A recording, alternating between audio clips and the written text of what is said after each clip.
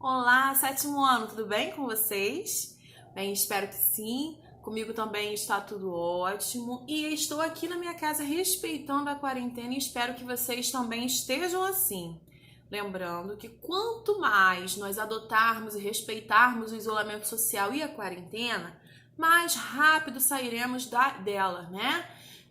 Infelizmente aqui em São Gonçalo, que eu tenho percebido raramente eu saio, somente quando eu preciso mesmo, muitas pessoas nas ruas, em aglomerações, curtindo como se nada estivesse acontecendo. Então, por favor, orientem aí os adultos a respeito aí da obediência em fazer essa quarentena direitinho para que a gente possa sair dela o quanto antes. Estou morrendo de saudade de vocês, morrendo de saudade da nossa escola, da nossa rotina, dos nossos encontros.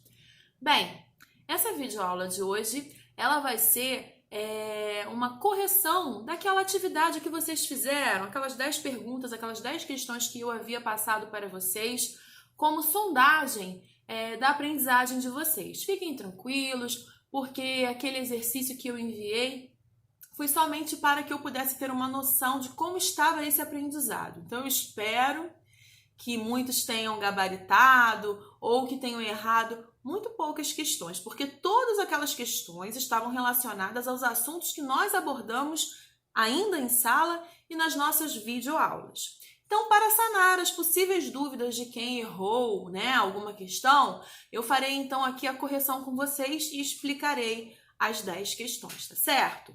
Primeira questão: embora o Brasil esteja colocado entre os países mais populosos do mundo, quando se relaciona a sua população total com a área do país, obtém-se um número relativamente baixo.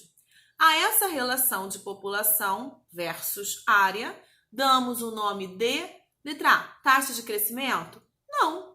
Taxa de crescimento é a taxa de crescimento da população e nada tem a ver a relação da população com a área. Letra B, índice de desenvolvimento? Também não. O índice de desenvolvimento é o IDH, é aquele que verifica o desenvolvimento dos países. Então, não tem nada a ver da relação entre a população e a área que ela ocupa. Letra C, densidade demográfica? Sim, a densidade demográfica nada mais é do que essa relação do número total de habitantes de um país, de um lugar, versus a área que essa população ela ocupa. Então, a número 1, letra C. Taxa de natalidade é o número de pessoas que nascem de uma população.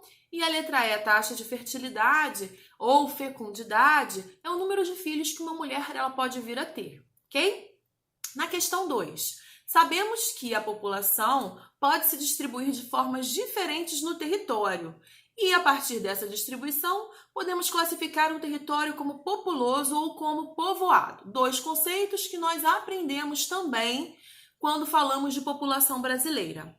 Podemos então afirmar que, letra A, povoado é aquele território que tem muita gente e muito espaço, tendo assim uma densidade demográfica baixa. Pelo contrário, povoado é quando você tem uma área, que tem muita gente ocupando essa área e que ela é pequena. Então, a densidade demográfica acaba sendo elevada. Quanto mais povoado, mais habitantes em uma área menor. Então, a letra A está errada.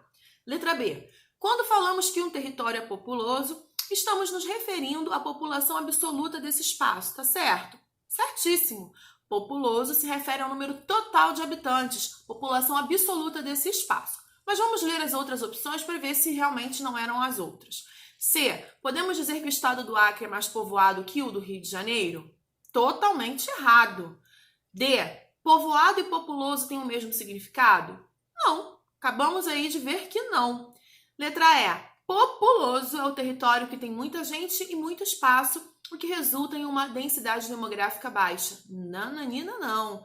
Quando a gente fala da distribuição das pessoas por um território, a gente está falando de que aquele território é povoado ou não, e não populoso. Então, número 2, letra B. Número 3. O Brasil é conhecido por ser um país multiétnico, ou seja, de várias etnias. São colocados como os principais elementos formadores da nação brasileira, letra A, portugueses, africanos E os imigrantes árabes, japoneses, italianos e alemães? Não, cadê os indígenas? Letra B, imigrantes italianos, africanos e os árabes? Cadê os portugueses e os indígenas? Então não é a letra B. Letra C, indígenas, imigrantes árabes e os imigrantes japoneses e italianos? Cadê os africanos nessa história? Cadê os portugueses? Também não é. Letra D, os nativos brasileiros, os indígenas, os europeus brancos e os africanos, povo que aqui foi escravizado. Correta letra D, porque quando eu falo em europeu, eu estou colocando todos os povos, portugueses, alemães, italianos, espanhóis, todos eles que vieram para cá e contribuíram de alguma maneira para a formação da nossa população. Então, a letra correta é a letra D. Número 4. Migrações pendulares são: letra A, movimentos da população rural em direção aos grandes centros urbanos? Não, isso aí é um êxodo rural, a saída das pessoas do campo para as cidades. Então, não é migração pendular. A migração pendular é um tipo de migração temporária. Letra B, deslocamento maciço de populações urbanas em direção ao campo. Não, as pessoas da cidade retornando para o campo? Não. Letra C, movimentos ligados a atividades pastoris. Isso aqui representa um tipo de movimentação de migração por transumância. Não é. Letra D, movimentos diários de trabalhadores entre o local de residência e o local de trabalho. É essa a resposta aí, que é um tipo de migração temporária. E na letra E, troca de imigrantes entre as grandes regiões. Questão 5. O Ministério da Justiça brasileira, entre 2009 e o primeiro semestre de 2011, regularizou a permanência no Brasil de 18.004 bolivianos. De acordo com as estatísticas, os bolivianos são a comunidade estrangeira que mais cresce em São Paulo e a principal motivação para esse deslocamento é a busca de emprego, ou seja, melhores condições de vida. Nesse contexto, o deslocamento feito pelos bolivianos, letra A, coloca-os na condição de imigrantes no território brasileiro? Sim, imigrante é aquele que chega a um país. Eles estão entrando no Brasil, então a resposta é essa daí. Mas vamos ler as outras para ver se tem alguma que possa também estar num contexto e que possa ser colocada. Letra B, corresponde a um processo de migração pendular. Não, eles estão vindo e estão ficando. Não é nada de temporário. Letra C, classifica-os como emigrantes no espaço brasileiro. Emigrantes é quem sai do seu país. Não é, eles estão chegando no Brasil. Então, é imigrantes mesmo. Letra D, configura um processo de migração sazonal, temporária. Não. E na letra E, nenhuma das respostas. Então, essa número 5, resposta à letra A. Número 6. Um conceito muito utilizado nos estudos populacionais é o de expectativa de vida. Podemos defini-lo como: letra A, número de anos que uma pessoa provavelmente viverá em determinado lugar ou país, levando-se em conta as condições de vida existentes em sua época. Certíssimo, é essa a letra A a resposta, certo? Na letra B, taxa que indica o número de crianças com menos de 1 ano que morrem, taxa de mortalidade. Na letra C, a diferença entre as taxas de natalidade e mortalidade de uma população é o crescimento vegetativo. Letra D, os migrantes que saem do seu país ou local de origem em busca de melhores condições de vida, migração, tem nada a ver. E na letra E, nenhuma das respostas. Então, a letra A é a resposta correta. Número 7, em nossa cultura temos a absorção de vários elementos culturais de outros povos. São exemplos de elementos culturais africanos e indígenas, respectivamente. Tinha que ter esse cuidado, tá? Porque se colocasse fora da ordem ia errar a questão. Letra A, trabalho coletivo e uso dos recursos naturais. Errado. Africanos não tinha trabalho coletivo. Isso é uma característica do povo indígena. Então tá fora. Letra B, capoeira e feijoada. Capoeira africano, ok, mas a feijoada não. Então tá errado. Letra C, uso dos recursos naturais e práticas religiosas.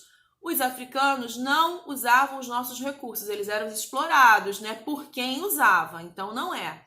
Na letra D, feijoada e práticas religiosas. Feijoada dos africanos sim, mas as práticas religiosas não. A gente não adotou esse tipo, a prática religiosa dos índios na nossa cultura. Então tá fora. Só pode ser a letra E, capoeira e trabalho coletivo.